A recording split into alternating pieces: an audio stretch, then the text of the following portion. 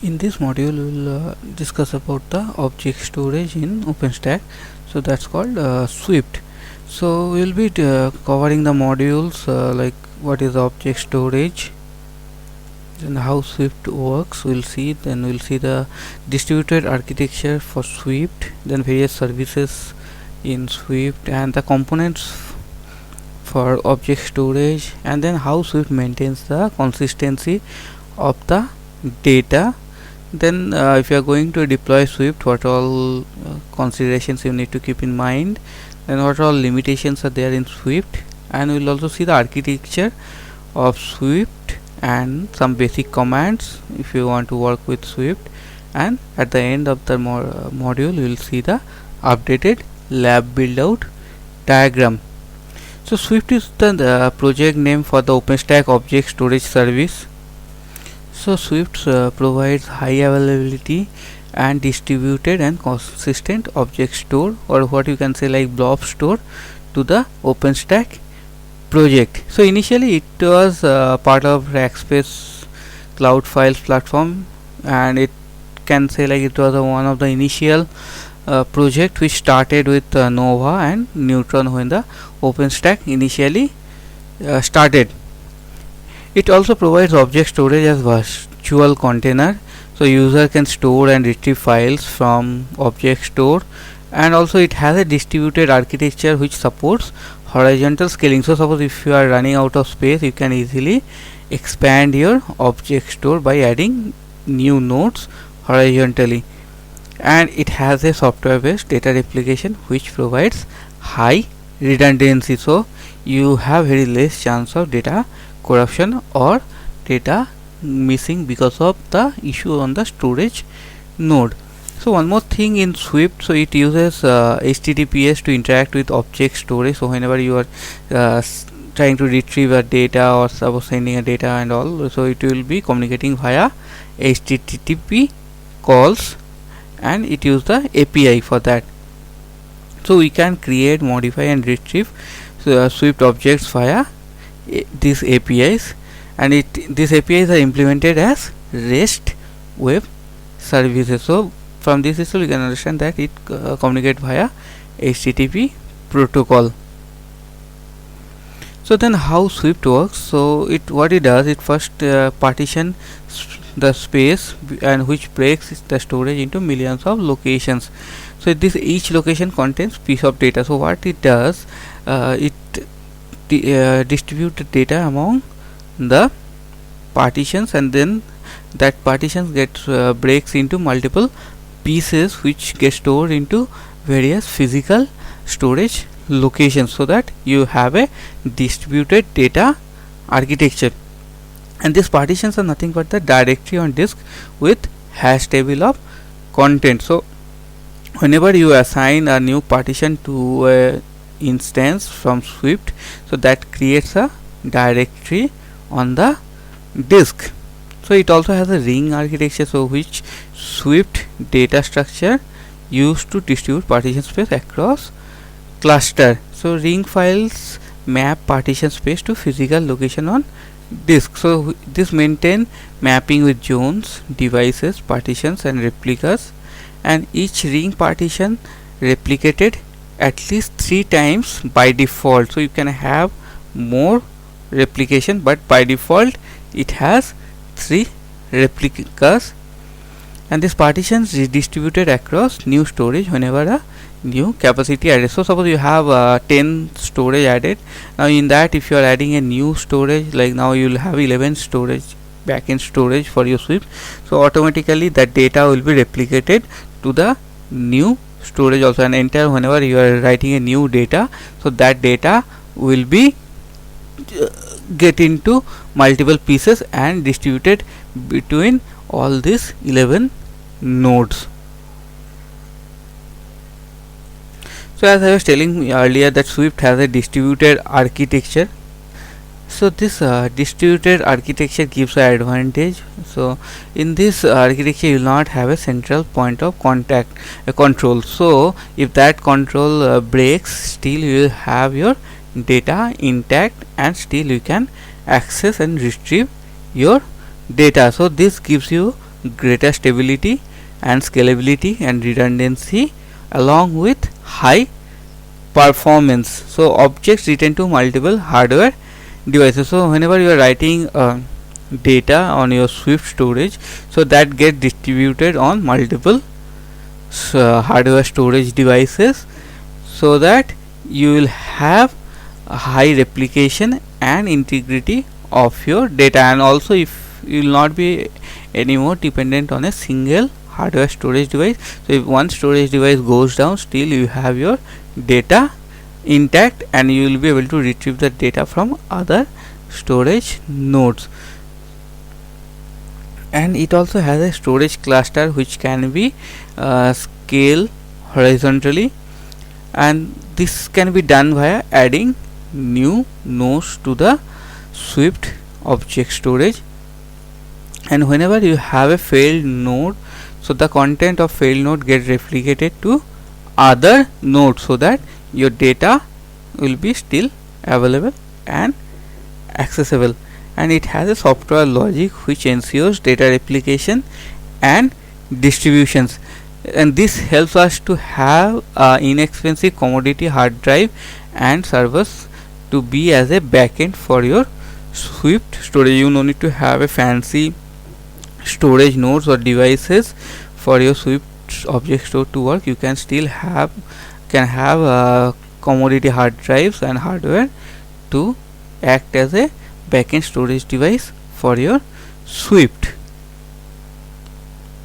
So as you can see from the diagram itself, so suppose you are accessing your data via internet, so you have the load balancer.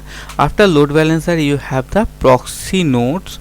So this proxy nodes decides to from where your data will be coming or where the data will go and write. So it runs for a ring robin kind of architecture and looks for which node is less occupied or which node responds faster. It goes and retrieve data or write data from that particular backend node. So there are various services in Swift. So as you saw in previous diagram also, that there is a component or service called proxy. So this OpenStack Swift proxy service uses object ring to decide where to store newly uploaded objects, and then it updates relevant container database to reflect presence of new objects. So the next time when you go and retrieve that object or data, it goes and look for the container database to get the data. It also can get direct request to nodes where object replicated, and this can be done either randomly or based on node response time. So proxy also provides access to public Swift API, and it is responsible for handling and routing the request to and from the backend storages. It also streams objects to users without spooling. Objects can also be served via HTTP protocol, and it has a discovery mechanism by which you can search for the Swift storage. So it responds to discovery request which include the cluster informations, and then clients can use response to determine which feature of Swift cluster to use and which features it supports. Then there's the next service in Swift called object service.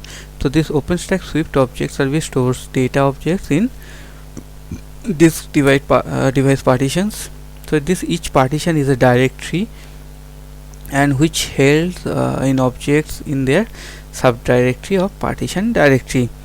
And service uses MD5 hash of object path to identify objects. So whenever you are going to retrieve a object or write a object, it identify that object by MD5 hash value, and this service can store, retrieve and delete objects from your Swift service. And then the container is there. So Swift OpenStack Swift container service maintains the database of objects in containers. So one database file for each container is present, which replicated across cluster. These containers define when objects placed in them. Object lists string limited to specific container namespaces, and faster way to find objects. So this is the faster way, because if you have a container, it's like get distributed among various clusters, and then it has separated by specific container namespace. So when you retrieve the or find the object, this improves the performance and gives the data back quickly. And this container service maintains listing of containers using account database. And then accounts, OpenStack Swift account service maintain databases of containers accessible by various accounts. So one database file gets created per account, and which is replicated across cluster, and then accounts has access to particular group of containers. So this gives you the granularity with the access part. So if you are creating account for your Swift service, so that account will be only getting access to particular or some group of containers. So you will not be able to access all the containers. So he will only be able to access or retrieve or write data to his own partition or container. So this each account maps to project in identity service, so that that account will be part of a project, and whenever he will be trying to get a Swift storage account details, so he will be getting it from the identity service or keystone service. This account service uses container database to handle listing of objects, so which indicates objects in specific container.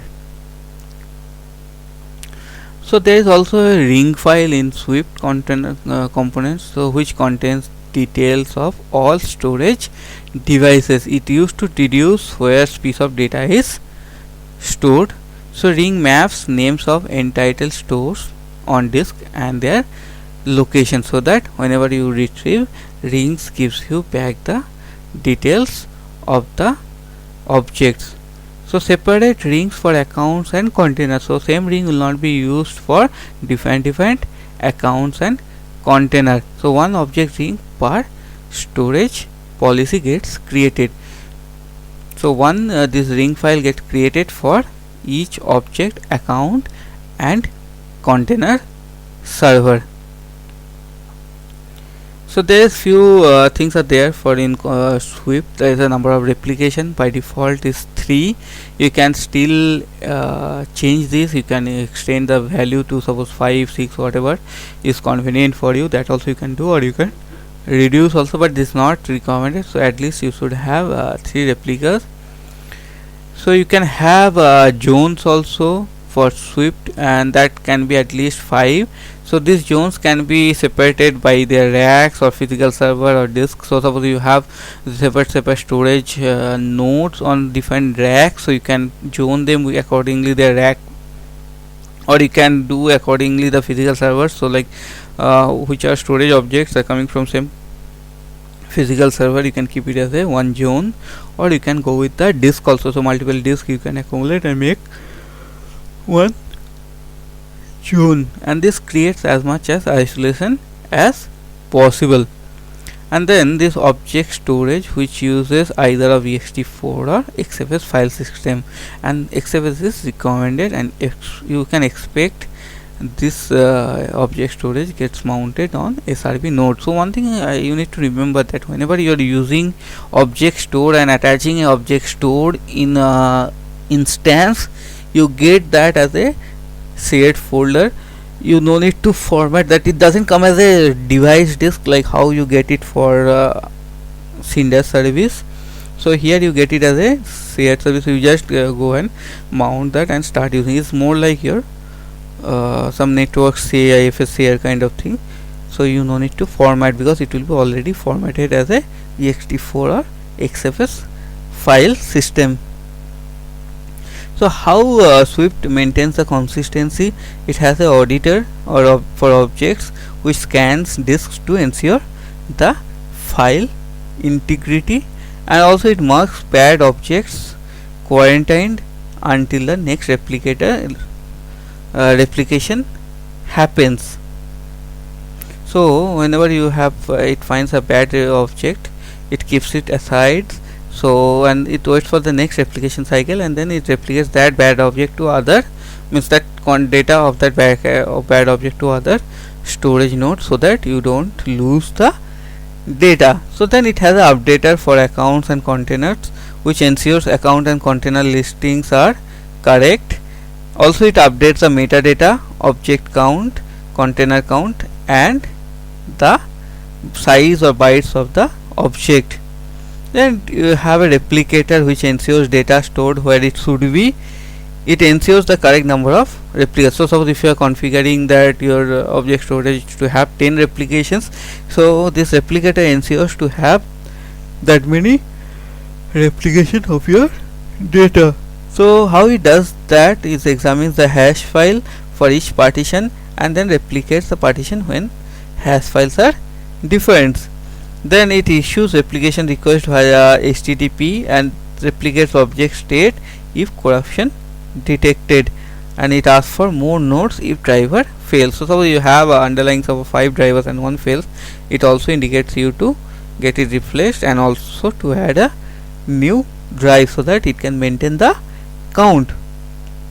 Also it updates the SQLite database for account and container and replicates all if database missing. So there are few considerations you need to keep it in mind when you are going to deploy Swift storage. So first thing is the proxy server. If you are going to deploy a proxy server for your object store of Swift, you need to have more CPU and high bandwidth network cards, because proxy server is more CPU and network IO intensive. Whereas if you are going with account, container, object servers, so which is more on disk and network IO incentive, so you should have more disk and more IO path available for both for disk and network interfaces. And better you can plan for small partitions for your account, container, object servers, and you should not use a software RAID on the servers. And Swift deployment typically segregated by availability zones, so isolated fault zones like different racks in data center on different zones, or different data center itself you can have a different zone. And then regions also it has, like container offsite data for asynchronous replication across geographical regions. So these things also you can go ahead and consider while deploying the Swift. So